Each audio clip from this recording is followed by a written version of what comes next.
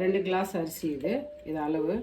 தண்ணி வந்து இது வந்து ராகி களி செய்கிறதுக்கு 1 2 3 4 5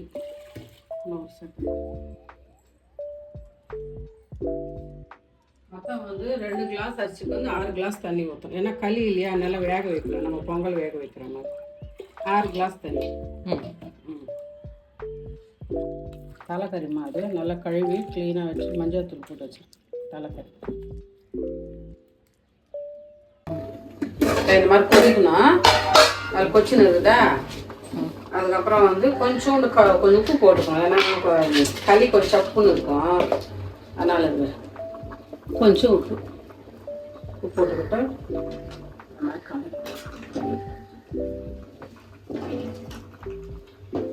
நல்லா வேகணும். களி இப்போ நல்லா கொஞ்சம் அரிசி இருக்கக்கூடாது. நல்லா நம்ம பொங்கல் எப்படி நம்ம செய்வோம்னா அந்த மாதிரி நல்லா இருக்கணும். நல்லா இந்த மாதிரி வேகணும். நம்ம வந்து நல்லா வெந்த பிறகு தான் மாவு போடணும். கெவுரு மாவு போட்டு கலக்கணும். அதுதான் ஈஸியாக எப்படி இருக்குன்னு சொல்லி கொடுக்குறேன். ஏன்னா உங்களுக்கே சரியாக தெரியாது இப்போ களி செய்கிறது, அதனால தான்.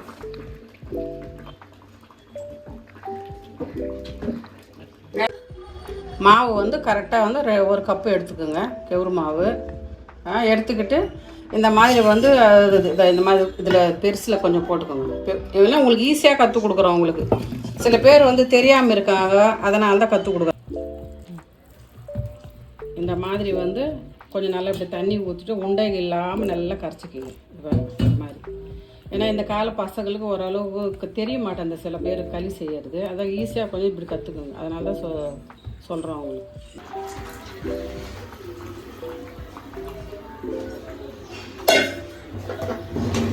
தெரியுதா? கஷ்டம் இல்லாமல் இருக்கும் உங்களுக்கு. ஒன்றும் ஈஸியாக பண்ணிடலாம். தெரியாதவங்க கூட பண்ணிடலாம். பாருங்கள், அப்படியே ஸ்லோவாகவே வச்சுக்கிங்க. ஏன்னா அப்போ தான் வந்து உங்களுக்கு அடி பிடிக்காமல் இருக்கும். இந்த மாதிரி ஸ்பீடாக பண்ணிவிடுங்க. கொஞ்சம் மாவு வேகணும் இல்லை, அதனால ஸ்லோவாகவே ஒரு 5 நிமிஷம் வேக வச்சுக்கோங்க. நல்லா பாருங்கள்.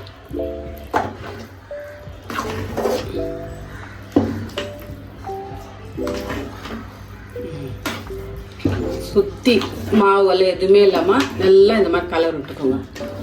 ஈஸியாக இருக்கும் உங்களுக்கு, கஷ்டமே இருக்காது. எடுத்துக்கோங்க. இல்லை இது ஒரு நம்ம மட்டன் எப்படி பண்ணுறோமோ அதே தான் இதுவும். ஒரு 3 கரண்டி எண்ணெய் கொஞ்சம் சூடாகட்டும். எண்ணெய் சூடாகணும். வெங்காயம் போட்டு வெங்காயம் போட்டிருக்காங்க. ஒரு வெங்காயம் இது, ஒரு வெங்காயம் நைஸாக கட் பண்ணி போட்டு கருவேப்பிலை போடணும். கருவேப்பிலை கொஞ்சம் நிறையவே போட்டு போடணும்.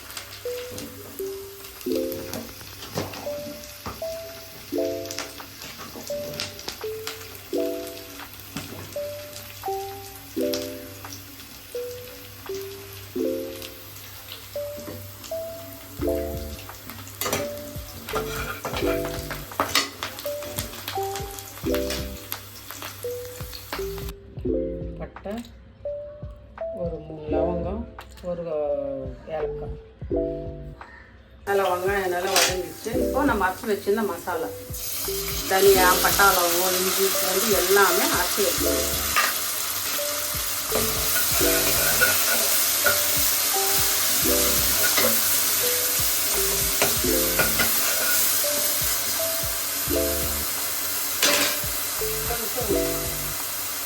கொஞ்சம் உப்பு,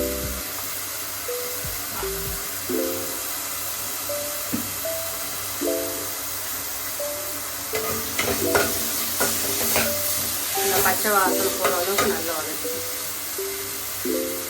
தக்காளியை கட் பண்ணி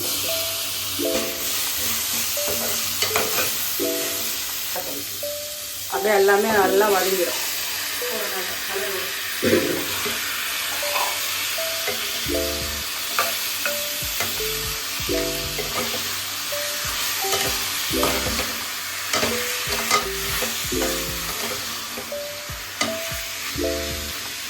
மஞ்சள் தூள் போட்டிருக்கேன், இருந்தாலும் கொஞ்சம் மஞ்சள் தூள்.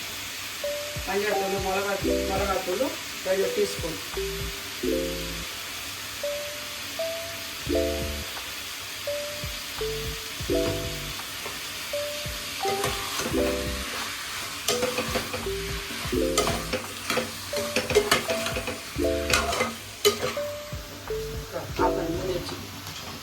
இனிமேல் இதை ஆஃப் பண்ணிடணும். சரியாயிடுச்சு, நல்லா ஆயிடுச்சு.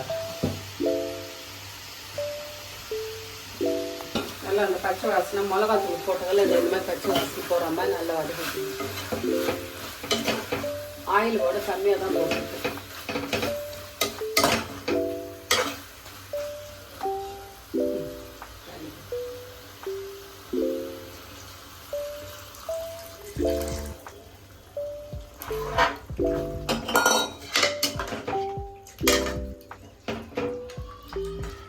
இன்னும் கொஞ்சம் தண்ணி ஊற்றணும், உப்பு பார்த்து போடணும், ஏன்னா வேகணும்.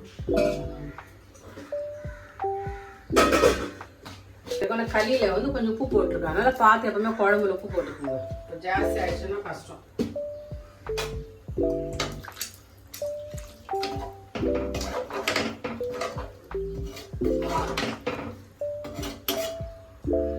நாலு விசில் விடுங்க.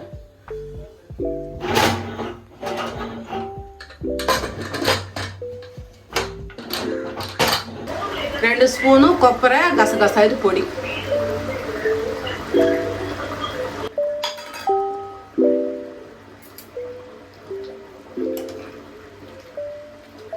நல்லா 4 விசில் வந்துருச்சுமா, நல்லா வெந்துருச்சு.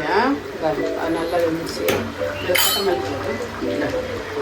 கொத்தமல்லி இதில் வந்து எந்த ஒரு கரம் மசாலா தேவையே இல்லை, ஏன்னா ஏற்கனவே நான் வந்து அதில் எல்லாத்தையுமே வந்து தனியா, பட்டை, லவங்கம், இஞ்சி பூண்டு எல்லாத்தையும் நான் போட்டுட்டேன், எதுவுமே தேவையில்லை. அவ்வளோதான்.